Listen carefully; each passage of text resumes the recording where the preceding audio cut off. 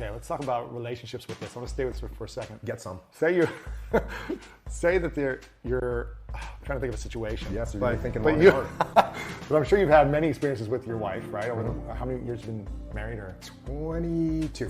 So I'm sure there's many times where you've expressed your dislike about something with her and she's expressed dislike of something about you. Is that fair to say? Not really. No? No. What am I gaining from telling my wife something I dislike about her? Or about a situation or something she's unhappy with that you forgot to do, or are you guys not like that? I don't really play into that whole bickering thing. That's great. Right? That's amazing. Because I'm immediately just de-escalating. Right? You de-escalate all the time. Just de-escalate. Like what am I going to gain? Am I going to win an argument? Here's the question. Am I going to win an argument with my wife? No. I might win a short-term battle with my wife. Right. What's that going to do for me for the next week? It's going to be bad. Yeah. I'm going to suffer more. So I'm not looking to win an argument. I'm looking to resolve the problem. Wow. And that's what allows, the SEAL teams have like a 90% divorce rate. Really? Oh, yeah. Why is that? Because you're gone all the time, you're under a lot of stress, you detach emotionally, you come home, you just, that's what happens. It's a hard environment to, let's face it, normal people have like a 50% divorce rate. Right. So you put normal people, you put them in massive stress, and you go on 6-month deployments, 8-month deployments, back to back to back to back, yeah. So how do you detach your ego? I guess your wife doesn't come at you. No, my wife will do that all day long. Really? So she's coming at you or attacking little things here and there. How do you not let it affect you emotionally? Or you're like, don't you see how hard I'm working? Or don't you see what I'm providing? Or don't you see that I'm showing up every day consistently? Don't you see that my ego is out of control and I'm looking to fight you right now? No, I'm not going to play that game. So you just detach it instantly? Yes. If someone's coming at you with you got to be careful, because if you're unemotional, that's not good either, right? There's a balance. Yeah. Because if you just sit back and you show no emotions, well, try that sometime with your girlfriend, right? Sure. When they get mad at you, just go, what's for dinner? See how that works. No, you can't do that. You have to be balanced. Yeah. You have to be balanced. But yes, your ego is what plays into, your ego drives all kinds of stupid things that you do. Yeah. And here's what's interesting. When you're truly confident, when you truly are confident, it allows you to be able to say, you know what, like if you and I are working together and I've been doing this for 20 years and you've been doing it for 4 or 3 or 2, and you come to me and say, hey, I want to try this a different way. If I'm really confident, I'll be able to say, you know what, that plan sounds better than mine, actually. Why don't you go and execute that? Wow. Now, what do you think of me when I say that? Awesome. Yeah, you think, oh, he's that's a cool. man. He's a cool leader. He's a cool leader. He gets me. He trusts me. He trusts me. He respects me, and he's got confidence. Now, if you come to me with a plan, which, by the way, you can tell that your plan's better than mine. It's evident for whatever reason. Yeah. You come to me with that plan, and I go, no, we're not doing it that way. Do it my way. I'd be like, this guy sucks. This guy sucks. Not only that, but you realize that I don't even have the confidence to trust you and let you move forward. Yeah, he's an egomaniac. He's got to be his way. Got to be his way. There you go. All those things. Yeah. So I don't play that game. With friends, with business partners, with your wife, you don't play a game anywhere. No, I don't play that game. How did you learn that? To detach your triggers, like emotional triggers. Over and over and over again.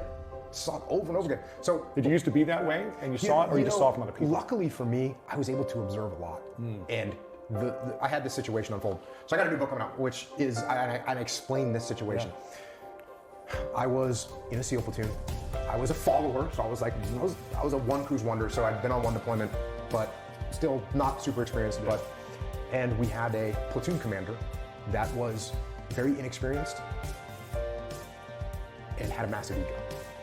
And so this is a bad combination. Scary. So what did he do? He would say, we're doing it this way, this is who we're going to take, this is the mission, this is the plan we're going to use. He would force all of that down our throats, not just mine, but everything. Even guys that were experienced, even guys that had way more experience than him. He would force these plans down our throats. And what do you think our attitude is? The attitude that you just explained earlier. We were totally, hey, this guy sucks, this guy's got a big ego, he doesn't listen to anyone else, he's horrible. You didn't respect him, yeah. And eventually we had a mutiny against that. Wow. We had a mutiny. We rebelled against him and said, we're not going to work for this guy. Really? How often does that happen? Never. Hardly ever. That's the only mutiny that I saw in my 20 years. It was that bad, though. Was that situation.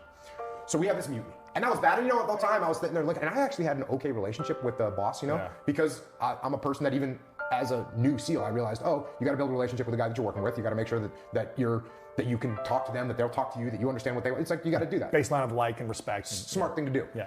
So this unfolds. And of course, even though I had a relationship with the guy, I didn't want to work with for him because he was horrible. Right. So he gets fired. And I'm watching going, wow, that was weird, because why did we hate that guy so much? Well, the reason was because he didn't listen to anyone. Everything was his way. He didn't treat us with respect. He was one of those guys that you take out the garbage. Hey, when we're traveling in a van, the front seat is left open for me. That was like one of his things, right? So all of us what are you talking about? So none of us wanted to follow him. And that stood out very starkly to me. Then when he got fired, a new platoon commander came in to take his place. And this platoon commander that came in to take his place was an awesome guy, had this great reputation as being a badass SEAL. And I didn't know him, but everyone knew his name. Wow. And he came in to take over, and I was kind of like, oh dang, we're about to get tightened up, you know? the guy's getting sent in here to fix us. So he shows up, and I'm expecting this total beast to come in. And he's not a huge guy. He's got like a nice smile on his face. Very, not quiet, but not loud, just kind of a humble guy. And he says something along the lines, hey, I'm looking forward to working with you guys. Wow. And I'm like, well, that's weird. And well, then it turns out when we got a training mission that we were gonna go on, like the very first one, he's like, hey, you guys, here's the mission, you guys come up with a plan. And we're like, wow. So you're supposed to tell us the Yes. plan, right? Yeah, because that's what we've been used to. And by the way, this guy had incredible experience, combat experience. He'd had just about every job in a SEAL platoon that you can have. And there he was telling us to come up with a plan. And we loved this guy, and we would do anything for him. Wow. So when I saw that stark contrast between these two leaders, one of them who was arrogant and one of them who was humble, that left a mark on me that never went away. That's pretty cool. Yeah. What is the most important relationship every person has in the world? Is it with their intimate partner, their best friend, their boss, their parents, their kids? What do you think is the most important relationship that we all are going to face? You know, I think that's a weird question. Sorry Because for the weird yeah, bits. no, it's just a weird question, because as I was thinking about the context of it, all these relationships that you have, I mean, obviously you've got your spouse, right? That's who you're going to live with forever. That's okay. So that's a big one. Yeah. Guess what? You're working. How long are you working every day? You know, people are working 10 hours a day. If they don't have good relationships with the people they're working with, that's a problem. So I don't think it's mutually exclusive that you need to have a great relationship and none of the other relationships matter. It's like, no, you have a bunch of relationships and you should nurture and build those relationships with everyone, because that's what's important, right? That is what's important. You know, when you talk about whatever you were saying earlier about the hole and all this stuff, it's like, hey, if you have good that's the big hole. Yeah. If you don't have any relationships with people, then you don't really have anything. Yeah. I mean, what are you going to be alone with a nice car, right? That's great. It's cool. You're going to be alone in a nice house. That's great. But you won't be happy, right? That you got a nice car. That's fun for like a week. Right. So I think They're all important, all those relationships are important.